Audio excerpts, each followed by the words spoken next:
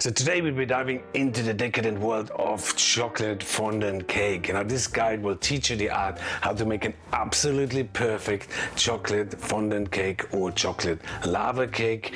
It's really easy to make. It's 5 ingredients, but there are 2 serious pitfalls on the way to success, and I will guide you through that today. So let's first talk ingredients, and quality here is definitely key. So you need some really good quality chocolate. 70% would be great.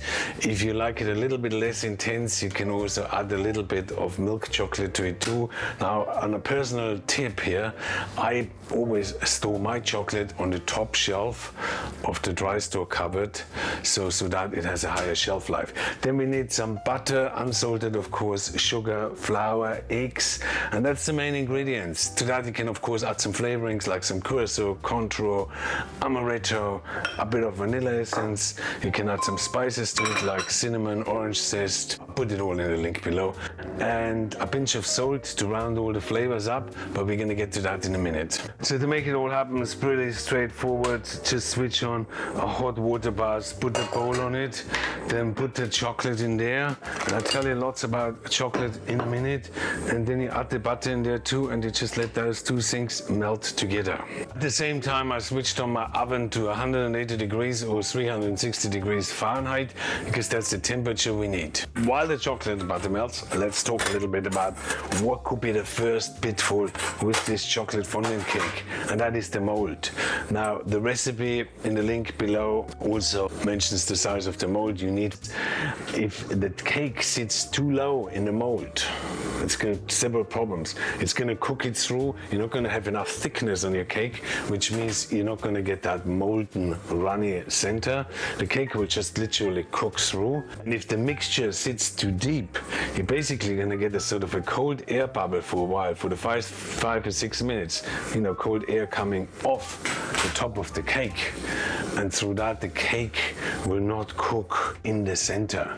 It will sort of cook on the sides, it will be sinking in at the center. So what you need is a mold that is around 4 to 5 centimeters high. So if you don't have that size of mold, I recommend, if you have a smaller mold, you just need to adjust the recipe. And if you have a bigger mold, you're gonna have to adjust the recipe too. Summarizing it all, you get a deep 4 to 5 centimeter high mold, and you fill the cake or the mixture literally right underneath the top.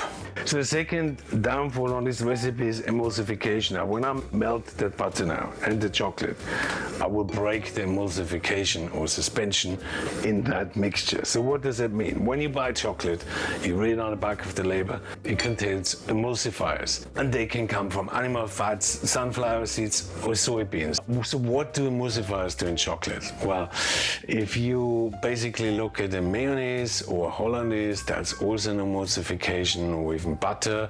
And what you usually do, it does bring 2 repelling liquids together. So in that case, it would be water and liquid fat. So in chocolate, it doesn't exactly do the same thing, but it comes across as it.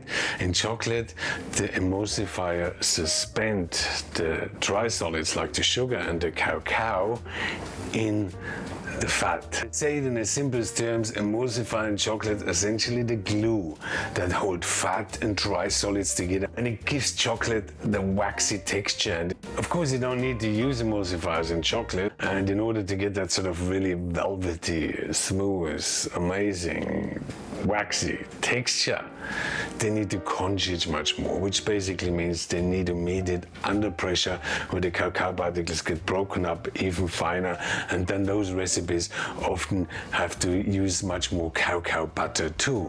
So both of those things are really expensive, and that's why I don't see it so much in everyday chocolates anymore. So what does that have to do with my cake? Well, a lot, to be honest, because I have butter in there and I have solids in there, and during melting the butter and the chocolate, those things will break, like you can see on the sides here. It's not that smooth anymore like melted chocolate. It's all gone sort of really liquidy. So if I leave it like that, your cake will be grainy, your cake will, a lot of fat will run out. It's gonna have a really unpleasant texture, gooey, chewy. If I bring it back together and re-emulsify or resuspend it, I'm gonna have this amazing velvety cake, and unfortunately recipes never tell you that. So if the mixture is broken, it stays broken. So there's several things to emulsify that thing. You're gonna have to have it all fairly warm. If it's too cold, it doesn't work. Okay, so butter and the chocolate mixture need to be fairly hot. So next thing is add the eggs to it, add the sugar at the same time. Recipes in the link below. So we have the chocolate, we have the butter, we have the sugar, we have the eggs. You can now go and stir that together. And what you see there now, it's breaking even further. So you can see it's now really broken. So to how to emulsify it, I need to make sure that the temperature is right, which is above body temperature. I'm gonna also add a pinch of salt in it just to sort of trigger all your flavor receptors in your tongue and make that dish even better. You can check out another video on my channel about that. Then I'm gonna add a bit of cinnamon in my case, add a bit of vanilla essence because there's sort of flavors I like, I don't have to. And last thing is the flour goes in. So I could just whisk it by hand and keep whisking it, and eventually it would come back together. It's just a bit of a job. It's sort of halfway there. It's not as smooth as I want it to be. So I get my stick blender, plug that in. So it's just gonna quickly. Every time, I don't know why. So basically get the blender, keep blending it, and you're gonna see how it gets thicker and thicker and more gooey. Suddenly all becomes one. Perfect.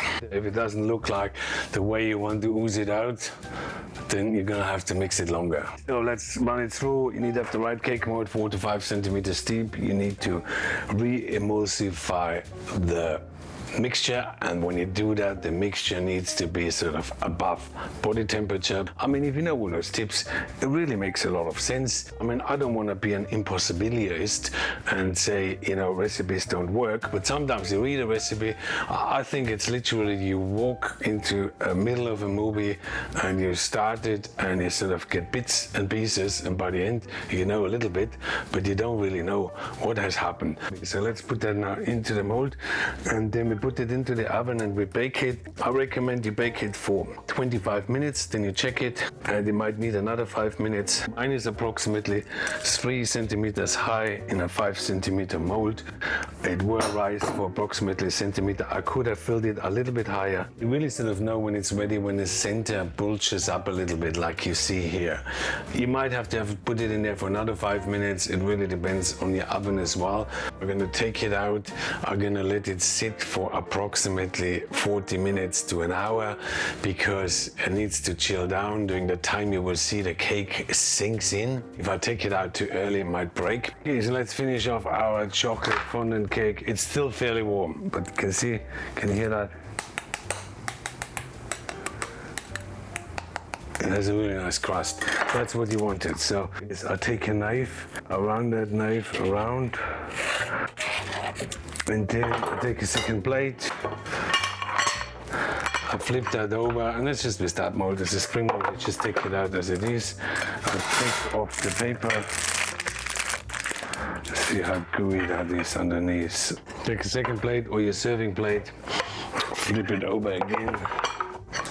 And there's our chocolate fondant cake. You can now dust it with icing sugar, cacao, or both. If your plate's dirty, just go a bit around the sides of the plate as well. You could just serve it like that. But what I like to do is I like to put cream on the top. So like, you know, cream, I just whipped it up before, some raspberries. For that, you always need to make sure that the cake is at room temperature.